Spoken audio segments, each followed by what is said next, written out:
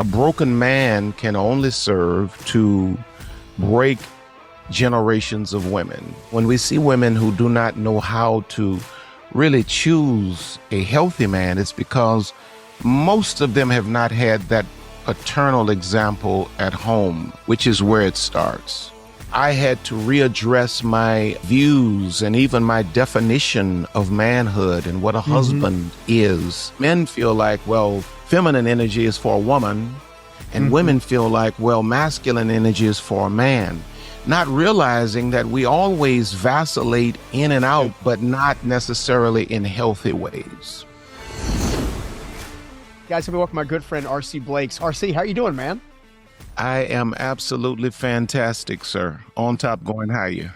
Man, I tell you what, I've been looking forward to this conversation for a while. You're one of the foremost thought leaders in this sector of relationships. And I want to come out of the gate with something that I find really interesting. And I've been trying to navigate myself a little bit, especially trying to father a grown daughter that I kind of adopted along the way. You know, she was a single, pregnant young lady at 19 years old, and met her at a restaurant and just resonated with her. You know, called her. I said, "Children of light, recognize children of light," and that started a whole conversation. Later Correct. discovered she grew up a lot like I did, kind of in a dysfunctional, broken home scenario. And one of the things that we discovered very early on was her approach to men specifically, and the type of men that she was attracting into her life. Yes, And sir. we spent a tremendous amount of time trying to work with her on this is healthy, this is not healthy, this is healthy, this is not healthy. Why do so many of us, especially in the feminine energy, why do they struggle so much with attracting the right type of man? What's going wrong? Well, I'm listening to your story, and it's like the father in you Hmm. was attracted to the daughter in this young woman. And I think that, in my opinion, I'm no mental health professional, but I think that speaks to the engine of this dysfunction in a lot of women. Many women have not had the safe and authentic love of a man that Hmm. wants nothing from her, Yeah. nothing for her but her own best interests. And that's the father's kind of love. And every true man has that in him. But the way we're conditioned as a society, we many times do not locate that best version of ourselves as men. Hmm.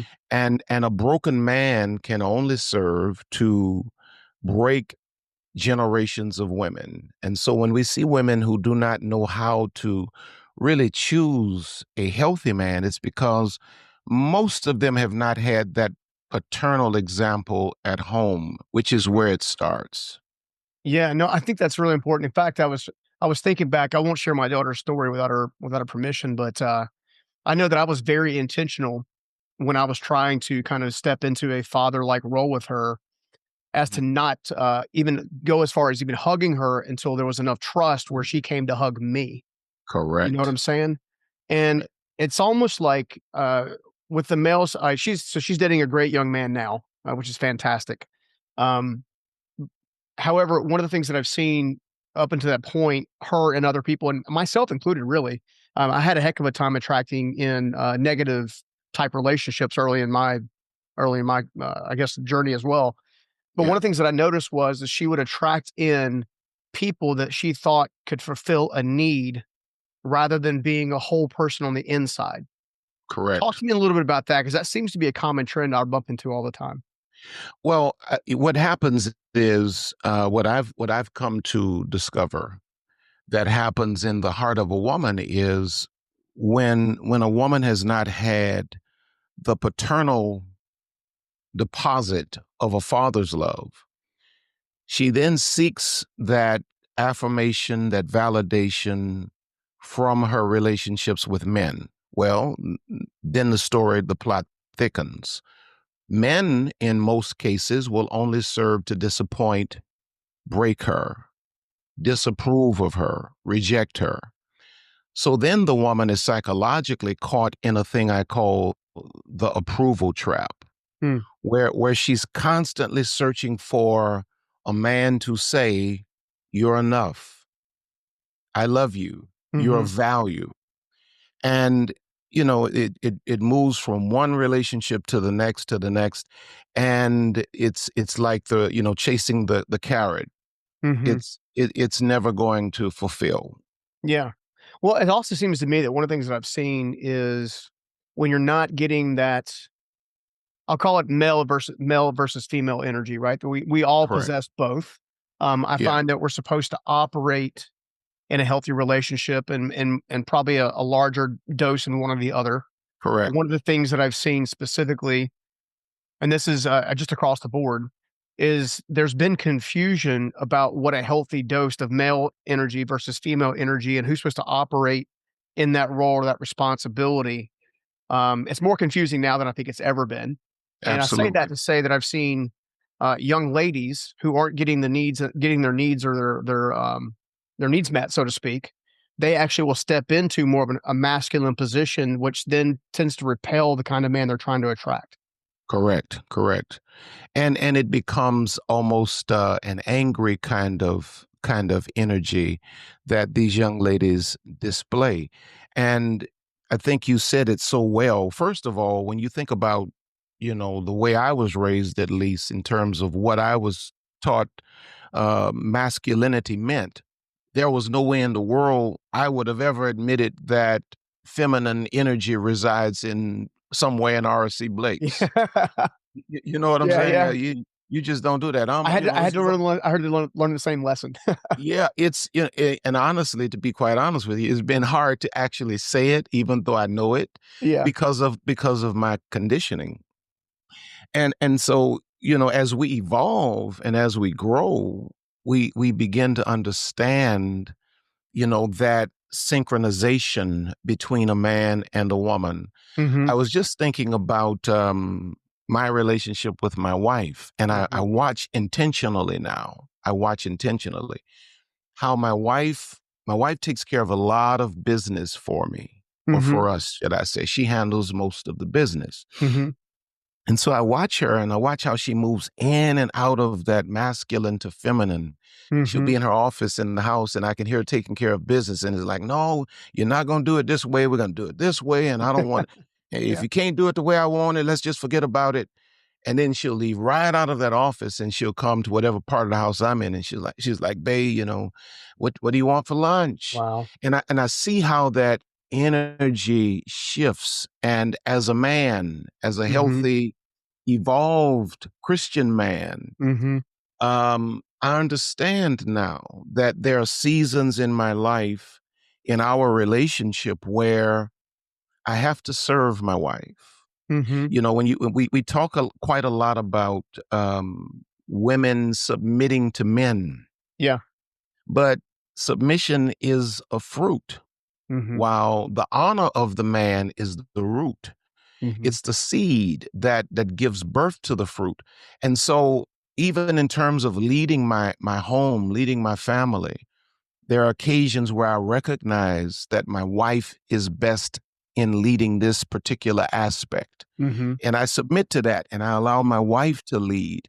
But I think today, because there is such a confusion and this thing relative to masculine versus feminine energy has been sexualized. Mhm. So men feel like, well, feminine energy is for a woman, and Mhm. women feel like, well, masculine energy is for a man, not realizing that we always vacillate in and Yeah. out, but not necessarily in healthy ways. Yeah.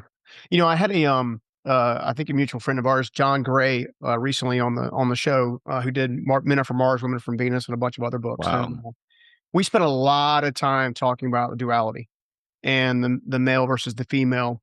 And he said one of the telltale signs of a healthy relationship is when the man and the woman can go in and out of masculine and feminine energy based on their partner's needs at the appropriate time. And he gave an example of um, kind of what you did would mention with your wife. She's because there are a lot of fantastic female entrepreneurs out there in today's time, right? The Correct. ability to go out there and slay the dragon, kill it, bring it home, make the bacon, the whole deal, right? But as soon as you come back into the house, it's cuddled up to you and like, talking about, kind of their emotional state and things of that nature. as well as the ability for the man to go out there, kill it, and basically come back home to a safe place. And I know that's Correct. something you talk a lot about, is the importance of creating that safe atmosphere. The vast majority of couples that I see, I kind of it's kind of like Jesus said, the blind man's always going to be stumbling around everywhere, right? So Correct. Correct. I Blind kind of leading. feel like it's kind of that same philosophy. Most relationships that I see, and even relationships that I've been in times past, because I didn't know any better, we're stumbling around, not really pursuing a safe place to build a foundation for a relationship where the masculine and the feminine energy can travel in and amongst the relationship. So, Right. how do we create, or maybe how have you created, or maybe some practical tips to help create the safe place to allow the man to let down his guard, maybe even take off his armor so it can be shined, right? But also allow the woman to get her emotional and spiritual needs met, Correct. which is part of the responsibility of a partner. I think that speaking from my personal experience, we'll be married 29 years in October. That's awesome. And my wife comes from a background of abuse. Mm, So I'm the first man in her life that she's ever been able to trust. mm, And it's been and it is yet a journey, of building that bridge of trust. But one of the things that has worked for us is that since I'm so strong-willed and she's so strong-willed by necessity, mhm, we realized that we loved one another. We knew that we were perfect for each other's future. We knew that God ordained us to be together, but God was not going to do the emotional intelligence exams for us. mhm, And so, without even having language for it many years ago, we sat down and said, okay, well, this is how we argue, without ever being disrespectful or being, abrupt. We communicate what we're thinking and we listen to one another, then we respond. mhm. Um, she sat down, she said, okay, these are my needs. This is what I need from you. Ooh, that's good. I sat and I said to her, said, "Okay, these are my needs. This is what makes me feel disrespected. When I feel disrespected, I'm going to automatically be defensive. This is what makes me feel disrespected." So without having all of this modern Mhm, psychological language that the world has now, we kind of did that work many years ago, which created a space for she and I to coexist mhm, without ever disrespecting or offending each other, mm, allowing each other to be human, to be individual within the context of our union, and to create an environment where she can come home and she feels safe. I can come home and I feel safe. I think today there's just such a pitiful lack of emotional intelligence, not mhm, only as it relates to the world that we exist in, but even inside of our relationships. We've mhm. not done the work to actually listen Yeah, or to communicate to one another. So we're living with people that we're not learning. mhm, yeah, And learning, I use that word intentionally because 29 years, she and I, we've evolved. I guess this is maybe the sixth version of us. yeah, A- And so it's a constant learning experience to coexist with a person and to create a healthy space. And nobody's going to feel healthy in a relationship where they are not known, heard, or seen. mhm. Yeah, man. I was just thinking back to a conversation I had with one of my life coaches. I'm sure I'm like everybody else that is seeking, personal professional improvement on a consistent basis. We have coaches, right? Precisely. So we were Precisely. talking about the difference between a companion and the difference between an emotional entanglement. Mm, And he was, and I was, because he's helped me try to understand. Because again, I had years of toxic relationships for a number of years, and I couldn't for the life of me. I was like, why am I attracting these people to my life? I'm looking for my Proverbs 31. That's what I want. Like, like help me get there, kind of thing. And he broke it down, and that I thought was pretty interesting. In that, an emotional entanglement is where, when you're trying to solve someone else's needs, or you're only seeking that person to solve a need within you, Wow. rather than the companionship is two healthy and whole people who are already doing the work independently. You mentioned having 6 evolutions of you and your wife. That means you and Yes, your sir. wife were growing independently together. If we use Together. the old triangle approach towards God, right? You're coming closer and closer, which is, I think, is profound. But the companion model allows for the other person to operate in their strengths. You become their cheerleader, but yet you don't get emotionally entangled in trying to solve a need that wasn't yours to begin with. And I know you kind of Correct. follow that same philosophy.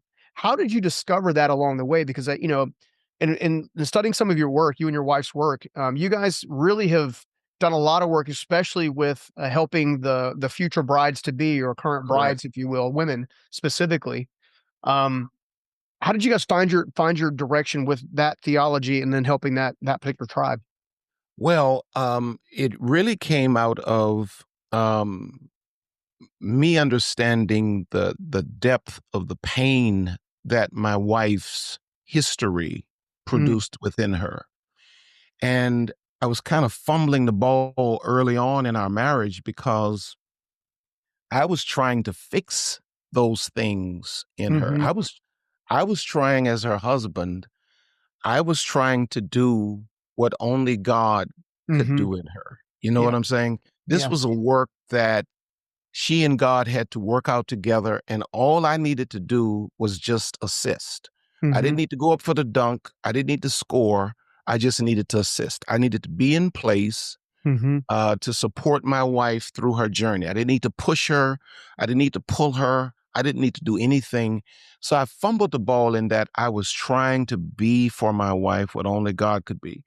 And it was misunderstood by her as control. She felt like Mhm. I was trying to control her.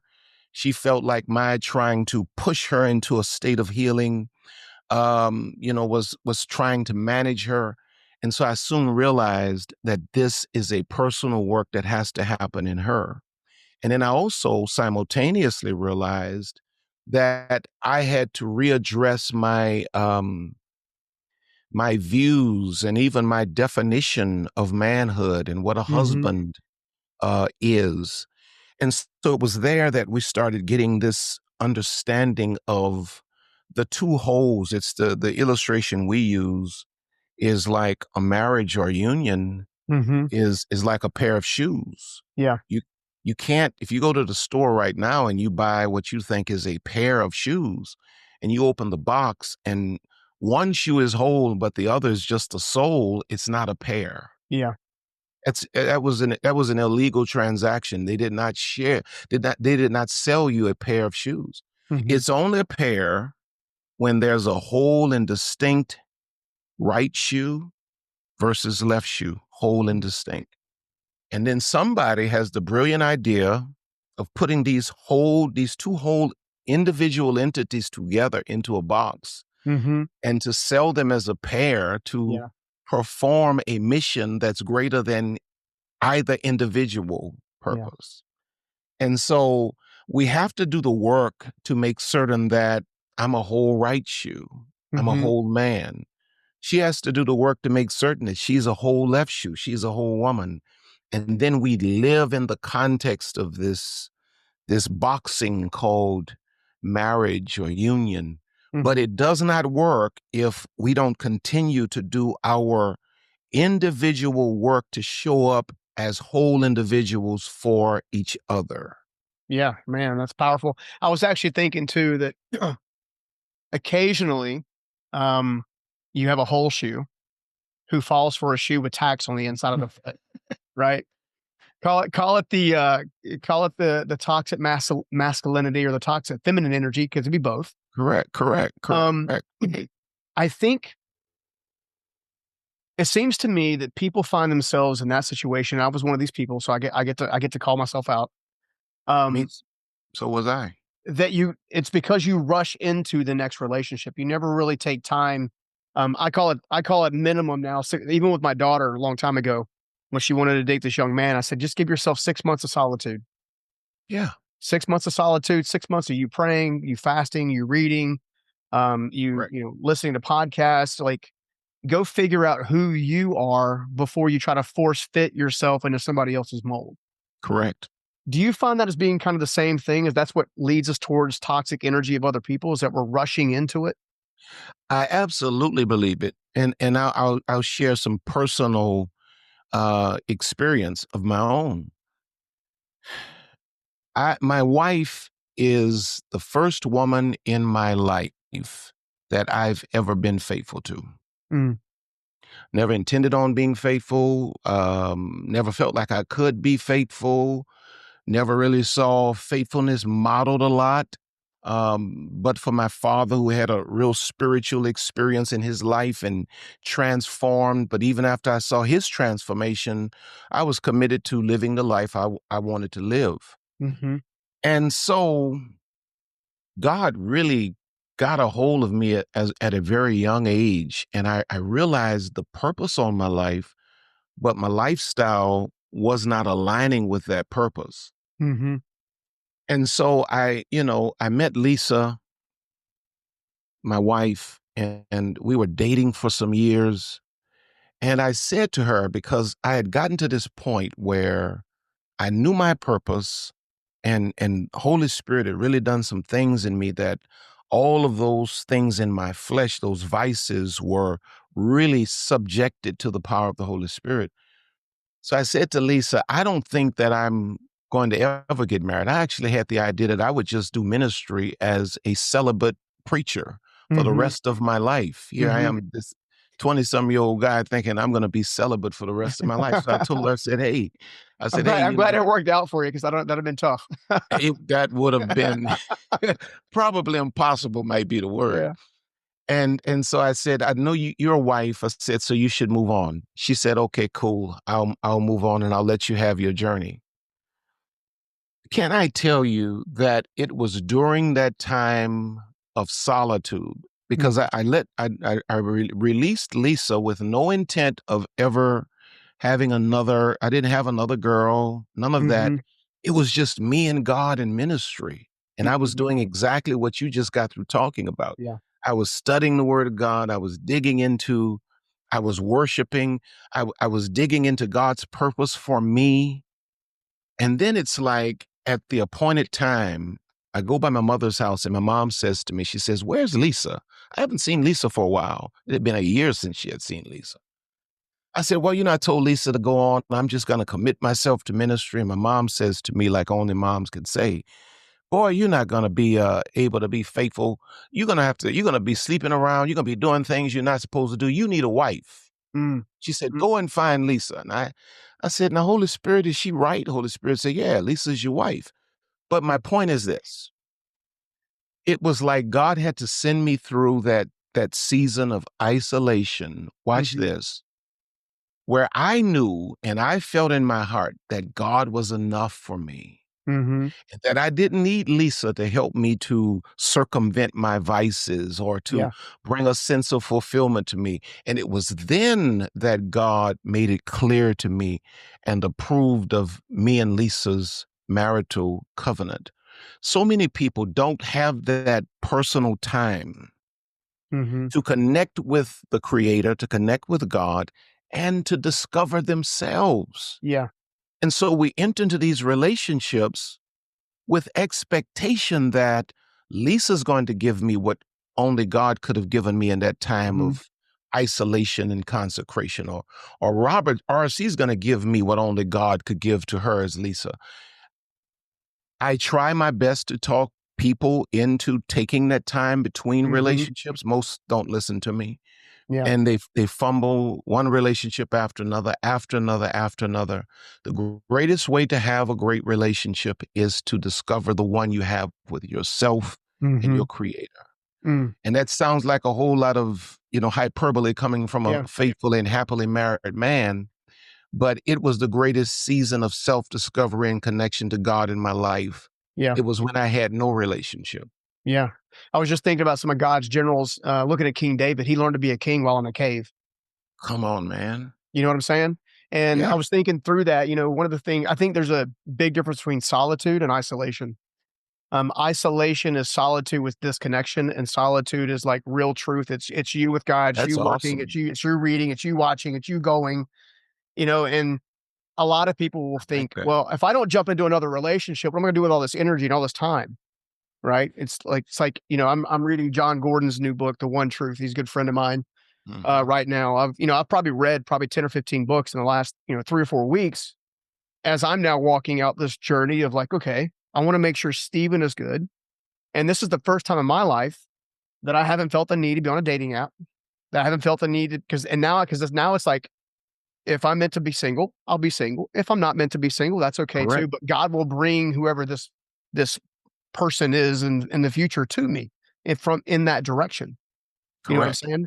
But again, to me, solitude and isolation are very, very different things. I love that. So I'm going to steal that. break that down for me because I watched it trigger some thoughts in your mind. Well, I'm listening to you, and that's very powerful. I've never thought about it like that because most people view it as isolation when it truly is solitude. It's where we really get clarity. And the thing that I recently said on some platform, I forget where I was speaking, the only person that really qualifies to make a great marital mate is the one that's already married to his or her purpose. Mhm. So when I hear you say, hey, I'm cool. I'm doing what God has called me to do. I'm following purpose and I'm trusting that God will bring whoever she is into my life. Solitude is where we really get an opportunity Mhm. to boil our lives down. I forget the author's name, and I'm reading this book now. I'm sure you've probably read it, as voracious of a reader as you are. Essentialism. Mhm. It's a powerful book if you've not read it. And in this book, this author talks about how, oh man, I wish I had it with me, but he I'm actually gives, writing it down as we speak. you should write it down. But he gives this visual illustration.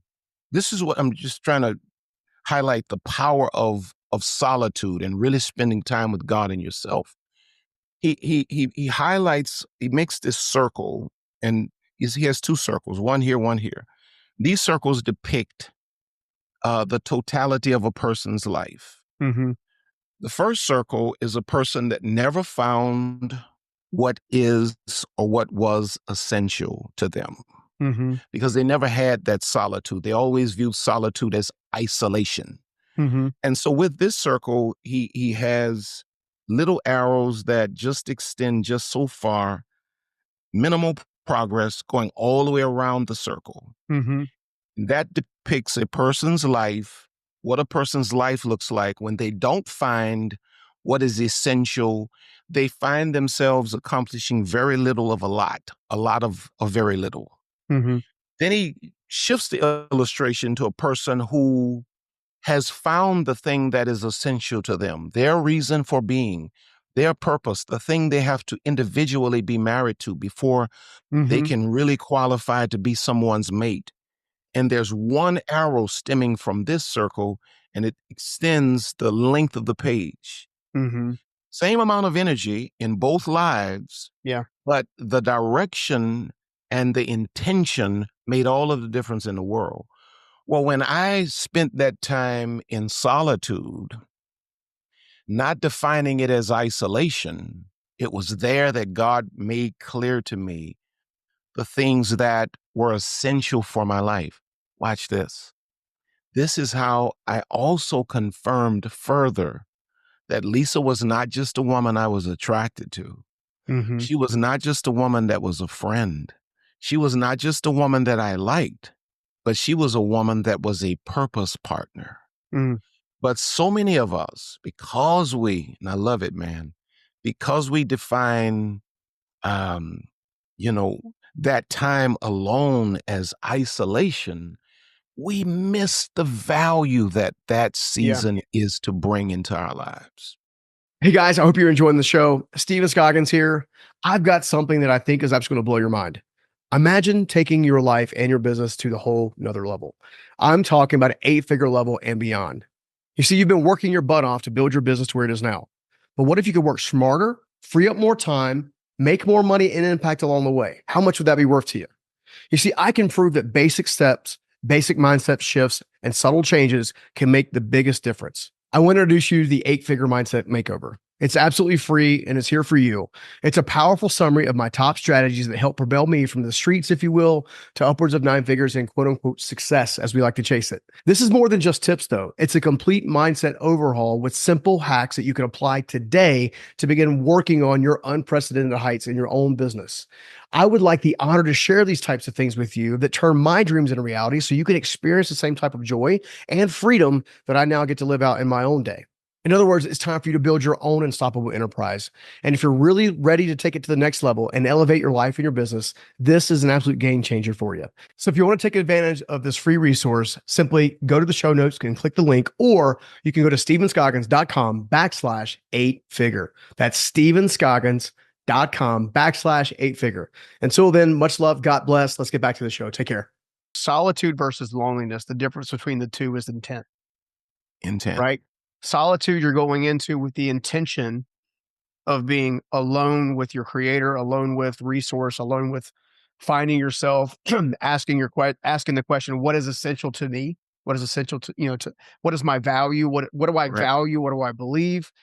And, one of the things that I've discovered recently, in one of my unfortunately past relationships that didn't end as positively as I would have wanted to have ended, was in many respects as I was already married to my ministry.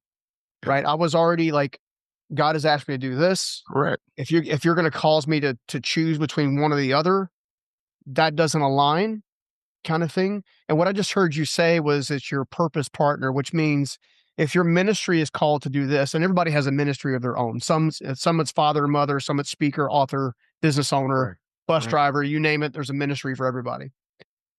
But it sounds like from your belief and experience, your purpose partner only comes after the solitude portion of life and while chasing your ministry portion of life. And your purpose partner will never force you to choose between one or the other because they want to be part of the thing or they're part of Correct. it. Like your wife is right now, right? Correct. She said she's the business mind. She's probably with a calculator right now on a spreadsheet or talking to somebody on the telephone or whatever, You're right? probably right. While you and I are, having a good conversation. Talk to me a little bit about um how to maybe, well, I guess here's the word I'm looking for, counterfeit. How do we prevent ourselves from falling for the counterfeit, right? Because, even in the Bible, there's counterfeit Christ that come throughout that can, Correct. lead astray, and there's only one that kind of thing. So I believe that everything in life has an authentic pen that flies across the room, has an authentic self or an authentic, I'm going to create a new word, authenticism, authentic, and then you got a counterfeit, right? I, How do we not fall for the counterfeit and have patience for the authentic? I think speaking from my personal experience, I was attracted, just like you. I was attracted to a lot of women that just did not serve great people, but just did not serve anything relative to my future. Mhm, I was attracted on a sexual, physical, visual, really a low level kind of mhm, vibration. When I spent that time really consecrating and getting alone with God, now watch this. I didn't even recognize the full value of Lisa, who I've been married to now for 29 years happily. mhm, Prior to me having my own personal encounter, my own personal time with God, my eyes were not evolved enough to actually see my wife who was in my face. mhm, God had to pull me away, and there had to be a purging of me mhm, before I could step back into life and be able to visually, spiritually see, okay, these people don't fit my life. mhm, This woman is my wife. I think the greatest thing we may do that empowers us to elude the counterfeits is to become 100% authentic ourselves mhm, with ourselves. And when you are 100% authentic, two things are going to happen. You're going to repel anything that is fake. Mhm. And anything that does not match your energy is never going to agree with you. Mhm. But when you're confused and you have all of these different ideas and you're guided by all of these different thoughts and whatever, it's easy for these things to enter into our lives. And then it's like after the fact, after we've wasted 12, 18 months of our life, after we've been bankrupted Mhm. by it, it's then that we look back in retrospect and we say, well, I should have never done that. When we are purged and when we are 100% authentic, we can see it before we enter into it, Mm. if that makes sense. Well, it makes sense to me because it seems like so I've heard people often say, and I used to say this, I don't say it anymore, but I used to say this. Um, One of the things that, comes to mind specifically is this essence of, "I should have never been involved with that person. I should have never done this. I should have never done that. I should have never done that." I'm a Correct. big believer that it happened as it was supposed to happen based on the season of life that you're in to then show you Yes, sir. the evidence of what you're supposed to be paying attention to and the evidence of what you're currently attracting.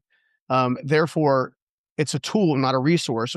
So you can let go of, for me at least, I can let go of the mistakes made in relationships in general, and then take away from it. This is what I need to apply to my life to Correct. become a better version, a higher vibration version of myself, to then illustrate myself or manifest myself in a whole different direction. Correct. So talk to me a little bit about also believe that if it's going to function, it has to flow. So talk to me a little about function and flow and what a healthy relationship should feel like. Because I would say about 80% of the relationships on the planet probably are not functioning in flow or not functioning in unity or alignment. They're constant mismatches everywhere, which is why I think you've seen the divorce rate climb so Correct. high in the last several years. It's almost like there's no single source of truth anymore. So, Correct. from your perspective, what does a healthy relationship look like, feel like, smell like, taste like? Exactly. Well, I'll say this.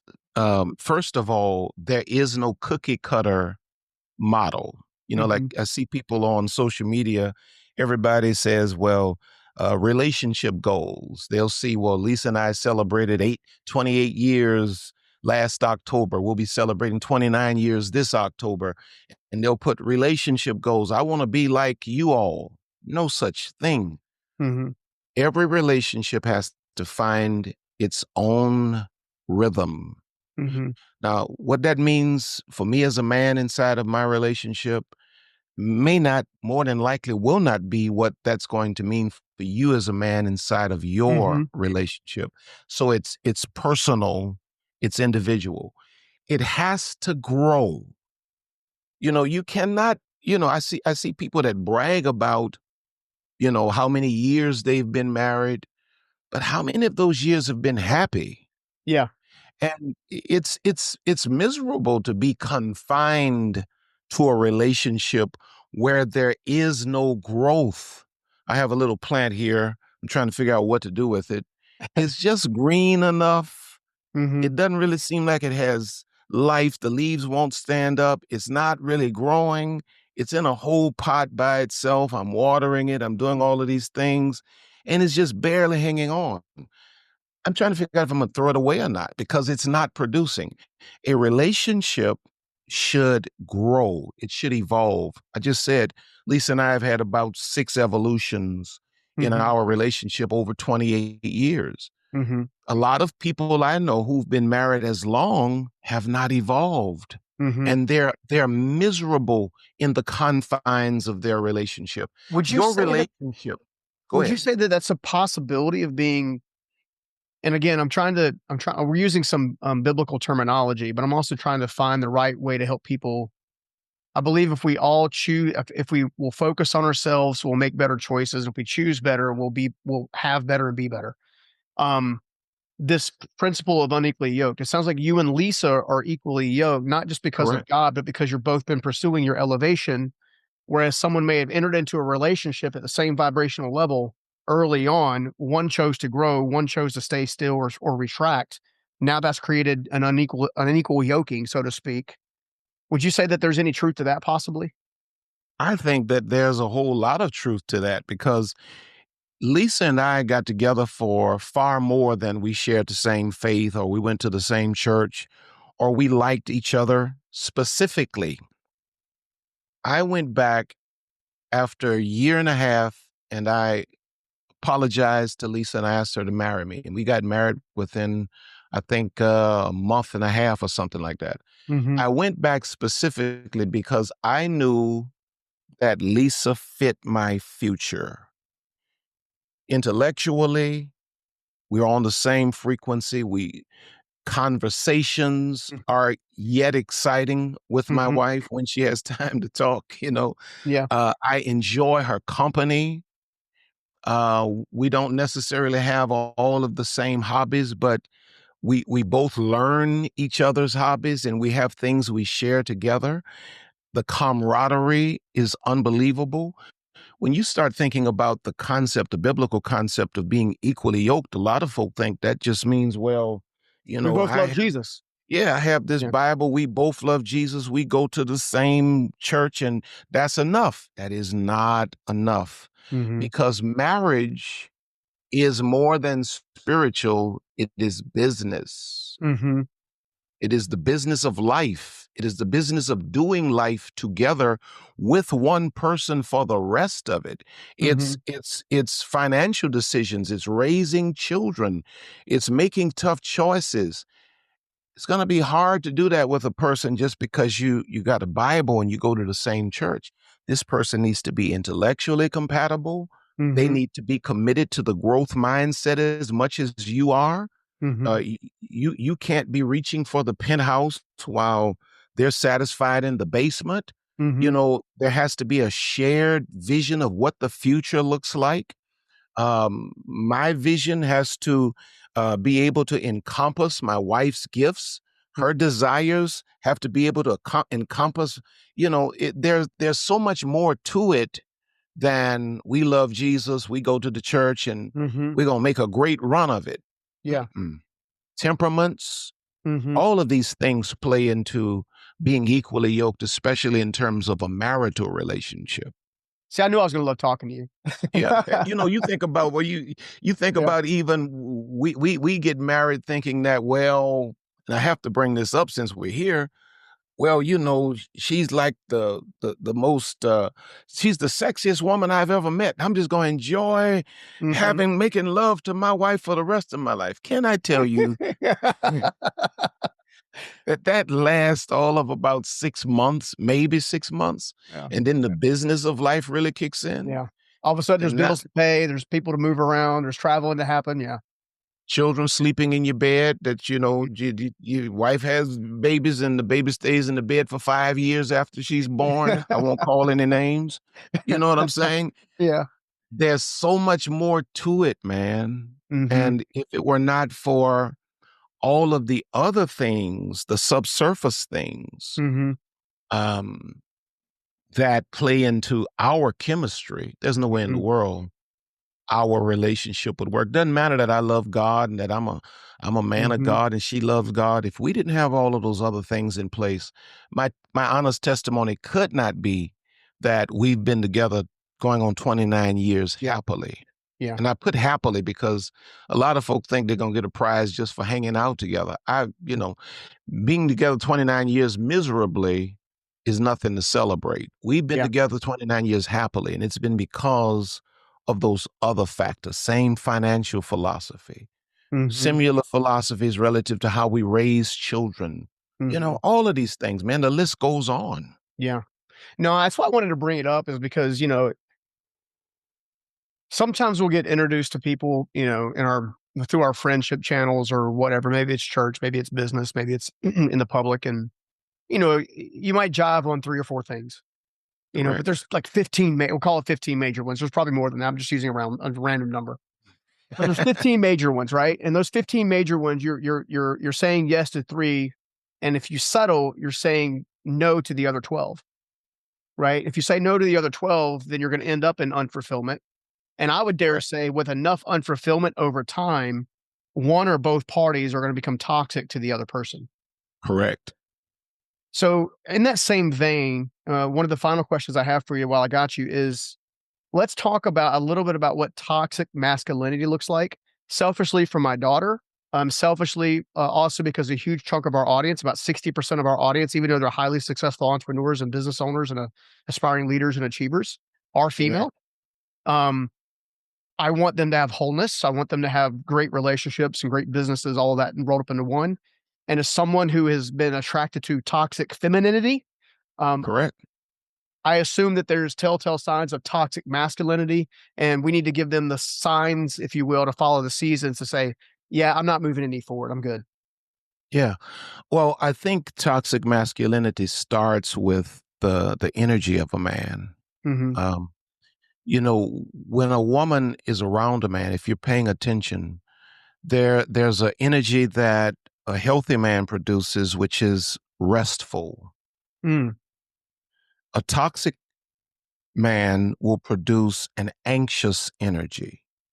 mm, Now, in other words, there's just something about the way he moves, what he says that just it has you on edge, and that's intentional because toxic men want to get you off balance so as to manage you. hmm. Now, here's the problem that many women are going to discover or will experience. Hopefully, this sends a turns on a light bulb. Healthy masculinity, which is peaceful and restful and calm, has been promoted in this society as boring. Hmm. A man that's edgy and unpredictable, full of creates a lot of anxiety, is presented as attractive. Hmm. Hollywood makes this man, he's the one you want. So it's going to start with energy. Does this man produce peace in you, or is this man producing a sense of anxiety? And you will notice this, the woman will notice this in that no longer are her accolades, her accomplishments, um, her great character. None of these things matter now. She's going to gradually begin to feel less and less Like oppressed, even. valuable, more oppressed. Hmm. She's going to feel heavier, but he's going to create within her almost like salt creates the thirst for water. He's going to create within her a thirst for his approval. So a Hmm. toxic man will take and he will drop sudden or subtle, should I say, he will drop subtle, um, you know, um, negatives relative to you and maybe do it with a smile. But yeah, you'd be great if you just lost about 5 pounds. You'd be amazing. Oh, but you're doing good now. But see, he's planted the seed, and these seeds turn into ongoing thoughts in the mind of the woman. A toxic man is a man that does not listen. He manages you. He manages the conversation. He does not listen. He does not answer questions directly. He's almost like a shrewd politician. He can speak for 15 minutes and never really answer the question and move you on to the next thing. He's a man that you're not going to be able to pin down. In fact, about it, since we're on this subject, the the maneuvers of a toxic man play out like this. This is for young women who may not understand what we call the game. A toxic man is a student of the woman he's interested in. Hmm. So he discerns what she's really, what her hopes and her dreams and her goals and what she loves. And he initially presents an image of himself that looks like it fits that ideal. Hmm. And what he does is he overdoses her on time and attention, and he makes her feel like he is the answer to her prayer. And all of this is to position her for sexual conquest. Mm, And then once he has attained what he desires to attain, then she begins to discover that now he's pulling back. He used to show up every day of the week. Now he's showing up 3 days a week. He used to answer the phone on the first ring. Now he may call back like he may not. It's more texting now. Mm-hmm. And he pulls further and further and further away from the woman. And what this does is, as he pulls away from her, this is depleting her self esteem Mm-hmm. because she thought that this was going to be for life. She didn't have any clue that this was Yeah. just a game being played. And so toxic men are real, but speaking to the issues of men as well, we many times were raised to be that way. Mm-hmm. And when we function in that capacity, it is it is the evidence that we are struggling and are empty within ourselves as men. Mm-hmm. When we wake up and we heal and we're whole as men, what happens within us is that there's a natural inclination to undo all of the damage that we've done. The father's nature comes out of us like Mm-hmm. it did with you Yeah. and your daughter. Yeah. And so people say, well, RC, why do you speak so much to the issues of women? I had been that guy for so long in my youth that Mm-hmm. now I've spent almost half of my life speaking to the issues of Yeah. women because a healthy man, his first inclination is to protect all women. Mm-hmm. And so, those are some of my thoughts. No, I love it. In fact, I would dare say that it's an act of redemption in many respects. Restoration and Absolutely. redemption. Oh Absolutely. man. So I've enjoyed our conversation, dude, and I hate we have to end it, but where can everybody find out more about you and all that good stuff? Well, if you go to rcblakes.com, that's my website. Everything I'm doing is there. Check out my YouTube channel at RC Blakes Jr. on YouTube, Facebook, Instagram, all of those different places. And I'm starting to travel a little more now since the world has opened up again. So if you go to my website, you can see my travel schedule and all of those things. But man, it's been a real pleasure connecting with you today. Likewise. You are a fine gentleman, Oh, thank you. and Oh my the gosh. world needs more like you. Really appreciate the work you do too. I appreciate that. Well, I can't wait to see you again, my friend. Absolutely, absolutely. Let's do it again. I hope you liked that video. And if you did, make sure you check out this next video right here. You are not your failures, detached from the Mhm. optics of failure. And it's really about decoupling your identity from your failure events and not over identifying with any one pursuit.